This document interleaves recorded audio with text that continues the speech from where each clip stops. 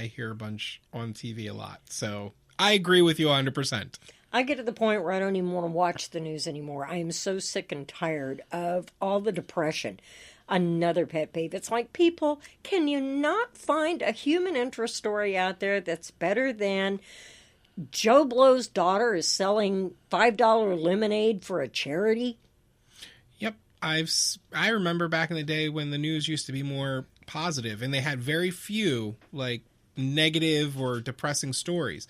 Now it's the other flip side of the coin because they want to have more depressing, aggravating news because that's what gets everyone riled up to get to this point, and there's less. It's so happy. frustrating. I tune in so I can watch the weather, and that's pretty much it anymore because they're going to get that wrong too. So that's okay. It's going, like I said before, it's the only job you can have 365 days a year, be wrong every single day, and still keep your job and get bonused at the end of the year. Oh, I didn't know about the bonus, but to tell you the truth, I used to watch the news with just the weather because I just got tired of watching everything. But I don't even watch the weather anymore. I think it was like 2 weeks ago, someone was telling me that there was like a big storm or something that was heading towards Mexico and all this other stuff, and I thought was coming our way. And I'm like sitting there, I'm like, I don't know what the hell you're talking about because I wasn't watching the weather. I was like, oh, if it hits, it hits. It looks sunny outside for me right now. Well, you are in Florida. It can be raining on the other side of the street. Yep, in 20 seconds. In 20 seconds. And last for hours. Well, it depends on how big the storm is. Sometimes it can be hours. Sometimes it's like 10 minutes. And all of a sudden you're like, oh, you have a break. And then 10 minutes later. Well, that was one of the reasons I moved to Florida was I liked the fact that we got that little rain in the evening or in the late afternoon. Cooled everything down. Felt wonderful. Smelled wonderful. Now what do we get? Red tide? Red tide. Thank you. No, I'm joking. No, I'm not. You went right where I was going with that. Okay, just making sure. So now we get red tide. We get Hurricane Zeta.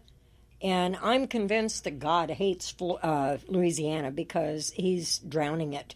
Slow but sure. Well, Louisiana was not really meant to house that much land available there because they had to build, what was it, I can't remember the boundaries there, or whatever they're called, that's supposed to keep the waves down and all that stuff. And levees. Levees, thank you. Levees keep it, yeah, I have to think about this stuff. Sorry, my mind's elsewhere at this point in time. But yeah, the levees were not meant over this much to do. No, they weren't. And I think that Louisiana is the wrong state for God to be hitting.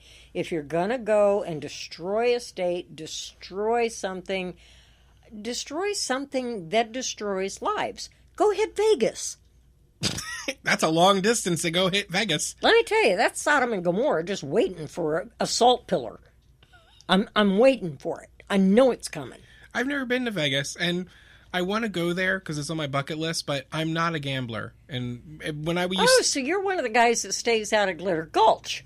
No, well, I don't know what you mean by that, but what I would say is... you are such a virgin. I am, but the thing is, what I would do is I would go to AC, Atlantic City, and I would only bring like $60, and I'd probably spend like 40 of it, and then I would use the other 20 to go out to dinner. Why do I need to spend all that money? I don't. If I upped it, that's great. If not, oh well. If I were you, I would spend the 40, get the free buffet, and save your bus ticket home. Oh, no, I had friends. We were just driving, so we'd pay like $5 each for gas and say, here you go, $5 each, done. So, come on, you got to think outside the box, Katie. You have friends to drive. Hey, I'm just thinking about, how empty my wallet would be if I did that. Yeah, see, I can't, no, I just can't justify it. And the last time I was gambling was actually when I went on a cruise with my father a year and a half ago. And I was on a Carnival ship, and I actually gambled, and I was up like $100, but I just stopped, and I said, okay, I'm good, and I walked away. That was probably the smartest thing you could have done. Trust me, I used to work in casinos. Yeah, so... We should talk about that when I come back. I got a few good pet peeves on that one. Yeah, let's not roll craps on it. We'll be right back. Imagine being fired because of who you love. Imagine being denied medical treatment because of who you marry. Imagine being evicted because of who you are. Millions of Americans don't have to imagine this.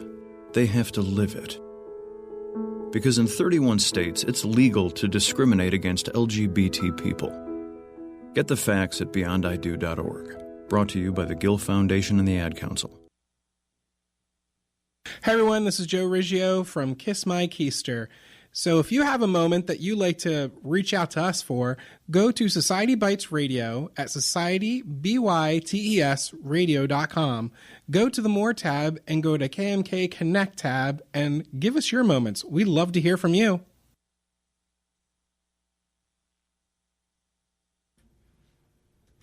And we're back. There is so much going on these days. We were just chit-chatting about the casino industry.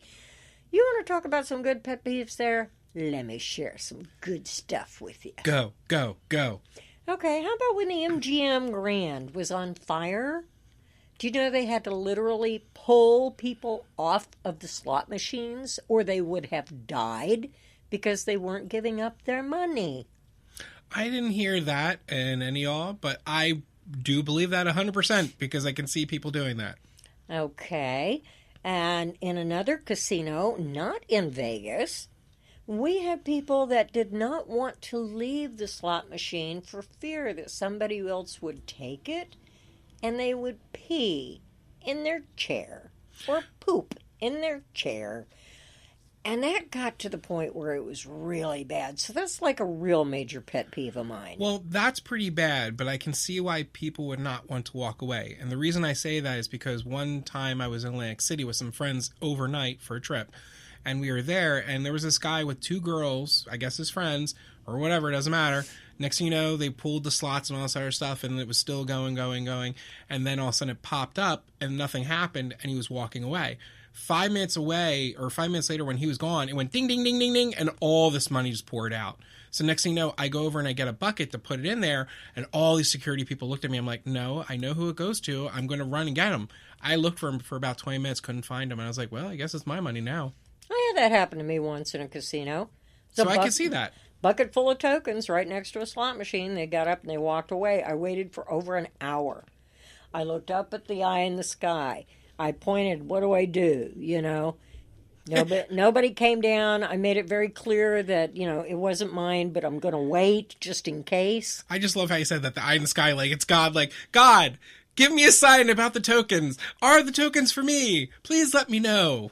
Well, and a security came by, tapped me on the shoulder, smiled at me, and continued to go. So they got the message. But the thing that most people don't realize is that eye in the sky is watching everything that they do. Oh, yeah, definitely. And don't ever think you're getting away with something, because trust me, you're not. No. My other pet peeves are, now I dealt roulette for 9 solid years. I was extremely good at it, loved it. It was great. But then we have these guys that come in and they stand. They don't play, they just stand.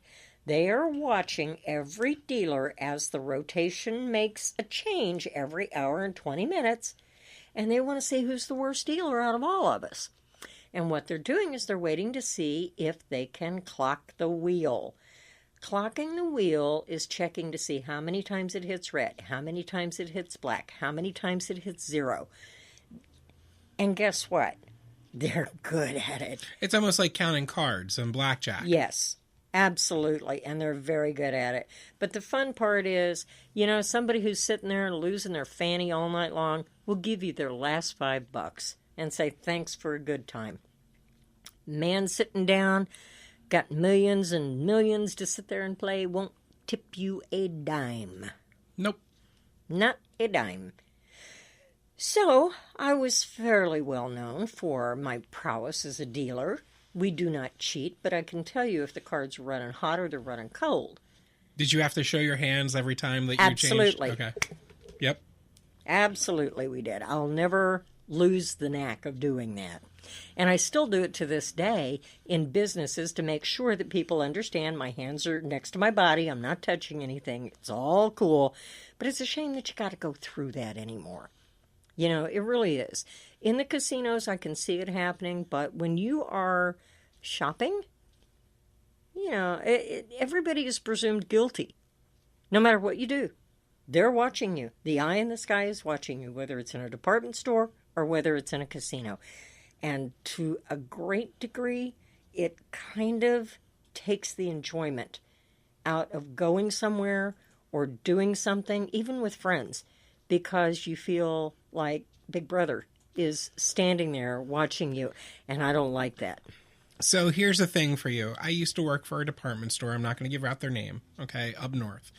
And basically, I worked in the merchandise department, so I had to deliver merchandise to the different departments. Well, one of the departments I had to deliver was women's clothes, which was juniors department. So I said, okay, fine, women's department, juniors. So I'm going back there, and I'm dropping off the stuff in the dresswear and the back office and whatever. And all of a sudden, adjacent to where the office was, the fitting rooms were there. Well, all of a sudden, there was this long hallway down that side behind the thing. And I looked and I was just like, what was this for? And I found out, now I'm going back in the 90s. Now we're going back probably early 80s, 70s. If they thought you were stealing, they would actually go, and it was a two-way mirror that they would look at you from the other side and see if you were stealing stuff. And I said, wow, that makes you think a lot. Like, what's on the other side of that mirror? And that's why every time I go to a fitting room, the first thing I do is hang clothes over the mirror. Yeah, I get you on that. I don't even like looking at my body naked. There's no way in hell I'm going to let somebody else get off on it. This is true, but, it just makes you think, what you said. You're presumed guilty until proven innocent type of scenario. So it's just weird that we're in that society, but that's what we're at. Well, these are the kinds of pet peeves that we're looking for from you. So the next time you go perusing websites, take a look at societybitesradio.com, and that is BYTES.com.